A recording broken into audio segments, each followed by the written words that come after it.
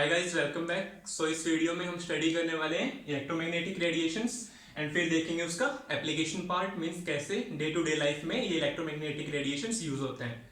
सो electromagnetic radiation क्या होता है? So these are the radiations which have both electric field and magnetic field that are perpendicular to each other and which are perpendicular to the direction of propagation of the wave. सो ये different type of electromagnetic radiation है। सो हर एक का एक electric component होगा और एक magnetic component होगा जो एक दूसरे के भी परपेंडिकुलर है।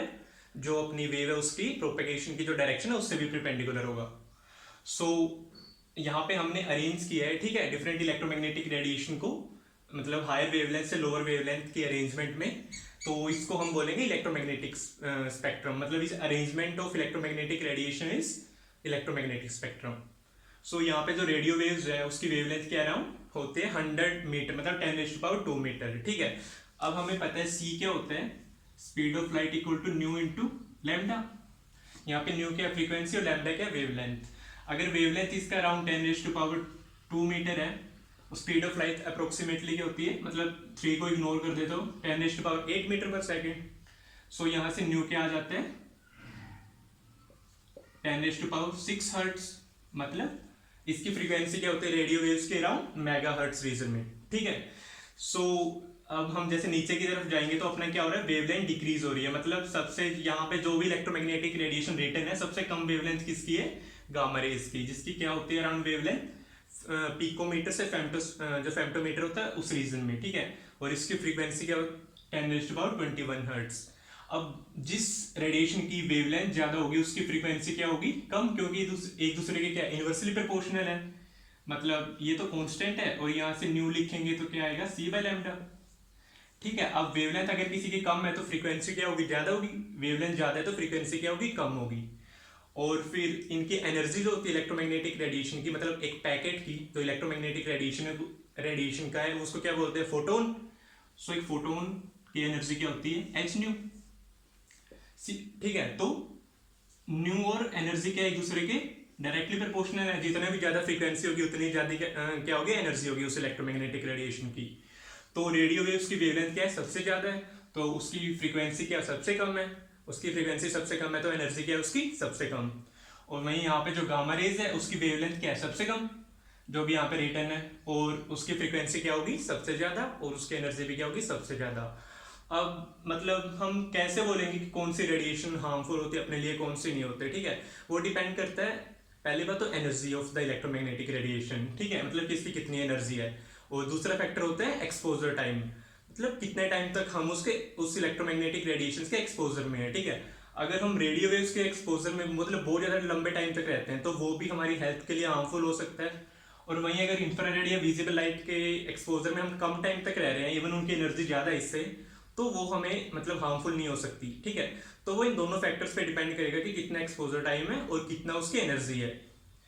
और हम देख सकते हैं कि कितनी ज्यादा ब्रॉड ये रेंज होती है, मतलब अराउंड 100 मीटर से ये अराउंड पिकोमीटर तक, मतलब कितनी ब्रॉड रेंज है। बट अपनी आई क्या होती है सिर्फ इस रीजन के लिए सेंसिटिव होती है जो अराउंड 400 नैनोमीटर से 700 नैनोमीटर के बीच में होता है, ठीक है। तो हम इस वेवलेंथ की रेडिएशन को ही देख पाते हैं। सो इस जो रीजन विजिबल रीजन होता है उसमें जो अपना बेस्ट डिटेक्टर है वो क्या होते हैं अपनी आईज, ठीक है। तो हम देख सकते हैं कि जैसे ही मतलब हम एक साइड से दूसरी साइड देखते हैं तो कितना जल्दी मतलब अपनी आईज उस जो भी इमेज है उसको डिटेक्ट कर लेती है।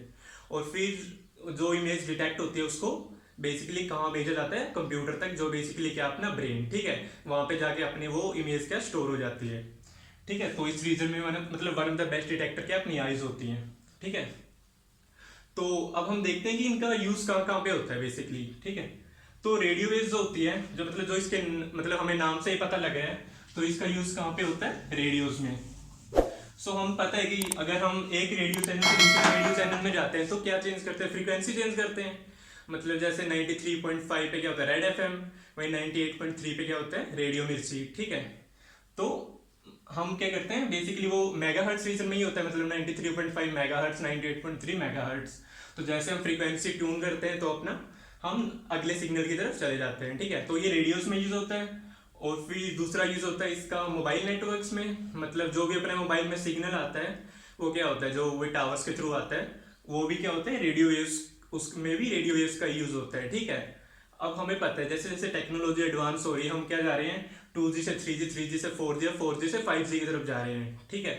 अब 2G, 3G, 4G और 5G में क्या डिफरेंस आता है बेसिकली, जब हम 4G से 5G में जाएंगे तो क्या होता है, इसमें इस रेडियो वेव्स का ही डिफरेंस है, मतलब हम किस रेडियो वेव का यूज कर रहे हैं वो डिफरेंस होता है।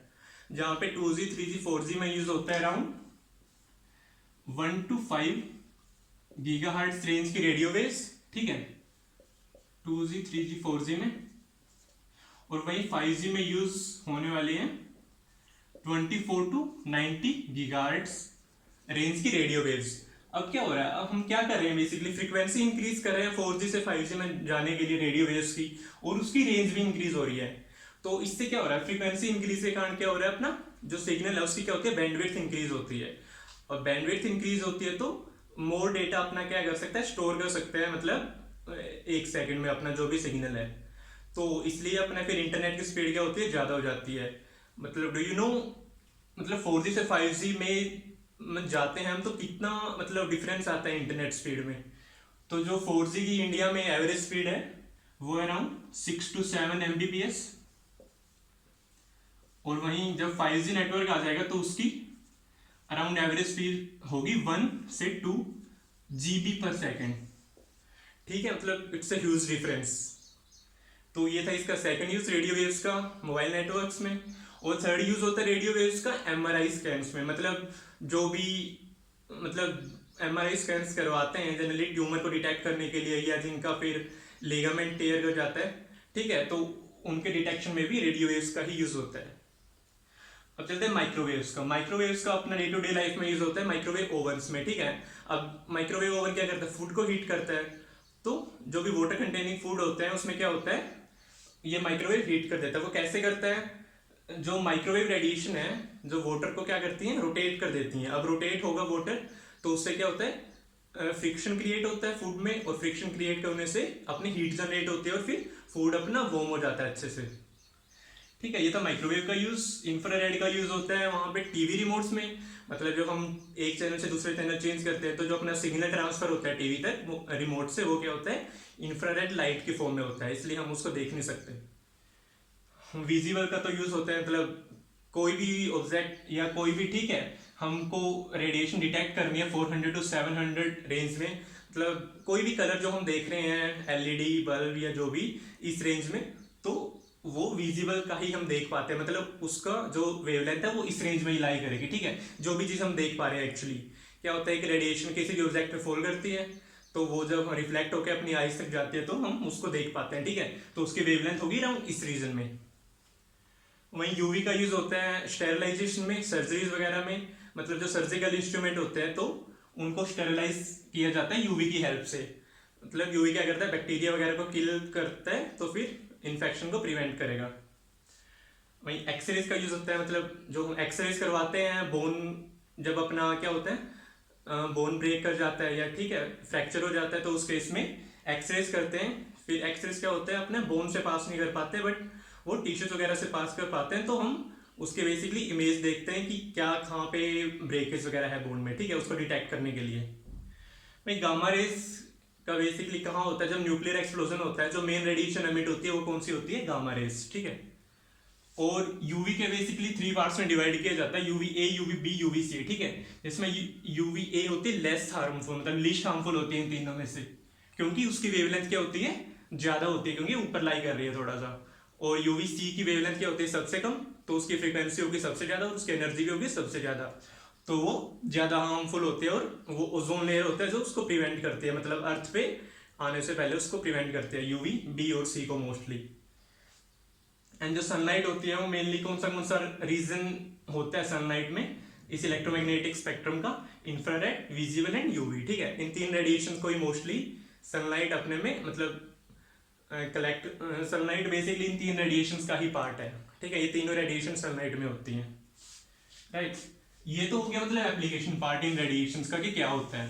अब हम देखते हैं कि मोलिक्यूल को कोई भी अपना, ठीक है, एटम्स या मोलिक्यूल्स है उनमें ये रेडिएशन क्या चेंज लेकर आती है। सो जो रेडियो वेव्स होती हैं वो क्या करती हैं, इसका फंक्शन होता है बेसिकली, अगर हम किसी एटम पर डालेंगे तो क्या करेगा, change in the nuclear spin. So इसका फंक्शन है चेंज इन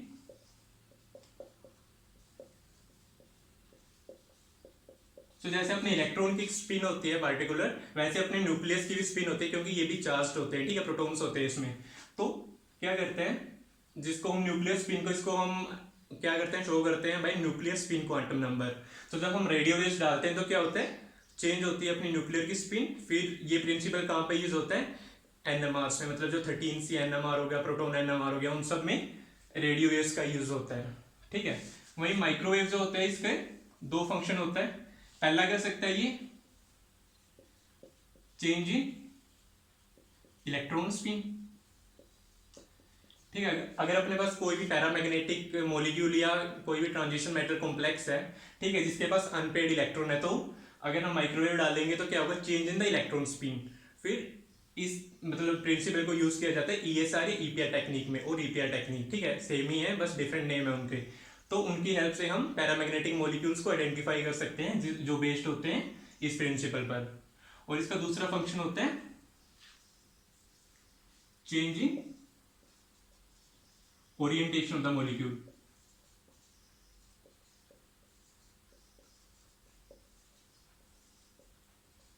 सो इसका मतलब क्या है, अगर अपने पास कोई भी मॉलिक्यूल है जिसकी एक परमानेंट डाइपोल मूवमेंट है, जैसे HCl है, तो उस पर अगर माइक्रोवेव डालेंगे तो क्या करने लग जाएगा, रोटेट करने लग जाएगा, ठीक है। अब रोटेट करेगा तो उससे क्या होगा, उसकी ओरिएंटेशन चेंज होगी।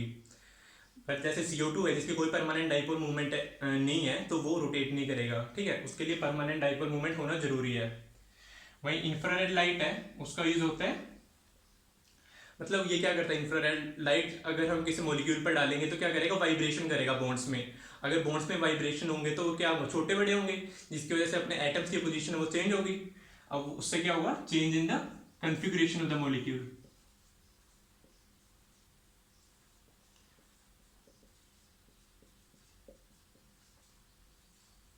ठीक है। सो एक्सेप्ट होमोडाइएटोमिक मॉलिक्यूल्स, अपने हर मॉलिक्यूल में कोई ना कोई मोड अपना आईआर एक्टिव होता ही है, ठीक है। और फिर होता है visible and UV region. UV visible region में क्या होता है, अपना इलेक्ट्रॉनिक ट्रांजिशन होती है ग्राउंड स्टेट से एक्साइटेड स्टेट में, ठीक है। अब उसकी वजह से क्या होगा, जब अपना सिस्टम रिलैक्स करेगा तो वो अपनी रेडिएशन एमिट हो सकती हैं, जो इस रीजन में, विजिबल रीजन में लाई कर सकती है, और हमें एक कलर मिलता है, ठीक है, किसी भी डाइस का हो गया या कोई चार्ज ट्रांसफर कॉम्प्लेक्सेस हो गए, ठीक है। तो इसमें अपना क्या होता है, जैसे इलेक्ट्रॉनिक ट्रांजिशन होंगे यूवी विजिबल रीजन में, पर अगर इलेक्ट्रॉनिक ट्रांजिशन होंगी मतलब ग्राउंड स्टेट और एक्साइटेड स्टेट के बीच में, तो स्टार्टिंग में अगर अपने इलेक्ट्रॉन्स ग्राउंड स्टेट में थे, तो फिर कुछ टाइम के बाद कहां पे होंगे, एक्साइटेड स्टेट में। तो इससे क्या हो रहा है, change in the electron distribution. तो यूवी विजिबल रीजन में होता है change in electron distribution. X rays की बात करें तो एक्सरेज की वेवलेंथ होती है अराउंड आर्मस्ट्रॉन्ग रीजन में, ठीक है। और अपने जो एटम है उसका साइज भी क्या होता है, अराउंड आर्मस्ट्रॉन्ग रीजन में। तो क्या होता है, जब हम किसी क्रिस्टल पर एक्सरेज डालते हैं तो क्या होता है, तो ये सेम साइज की वजह से क्या होता है, डाइफ्रैक्शन होता है, ठीक है। अब इस डाइफ्रैक्शन की हेल्प से हम क्या करते हैं, XRD में यूज करते हैं। इस डाइफ्रैक्शन जो ये प्रिंसिपल है, जिसमें अपना एक्सरे डाइफ्रैक्ट कर जाती है एटम्स के पास से, तो हम इसको XRD में यूज करते हैं, और फिर इसकी हेल्प से हम स्ट्रक्चर्स को डिटरमाइन करते हैं मॉलिक्यूल्स के, ट्रांजिशन मेटल कॉम्प्लेक्सेस की, ठीक है। तो ये बेसिकली क्या देता है, अपने को एक स्नैपशॉट देता है कि क्रिस्टल का कहाँ पे अपना कौन सा एटम या मॉलिक्यूल है, ठीक है। वहीं गामा रेस में क्या होता है, अब कोई भी न्यूक्लियाई है अपने पास, ठीक है, तो अपने पास न्यूक्लियर फ्यूजन होता है, तो जैसे 92 यूरेनियम है, तो वो किस में स्प्लिट कर जाती है, बेरियम और क्रिप्टॉन में। तो उससे क्या हो रहा है, जो स्टार्टिंग में न्यूक्लियस में नंबर ऑफ प्रोटॉन्स न्यूट्रॉन्स है, वो क्या हो रहे हैं, चेंज हो रहे हैं, कि आगे फिर ये बेरियम और क्रिप्टॉन में चेंज हो गए, मतलब डिफरेंट न्यूक्लियाई अपनी क्रिएट होगी। तो क्या हो रहा है यहाँ पे, change in the nuclear configuration, ठीक है। तो ये होता है गामा रेज का function. So this was all about the electromagnetic radiation and application part. So I hope you have liked this video. If yes, do subscribe and share the channel. Thank you so much.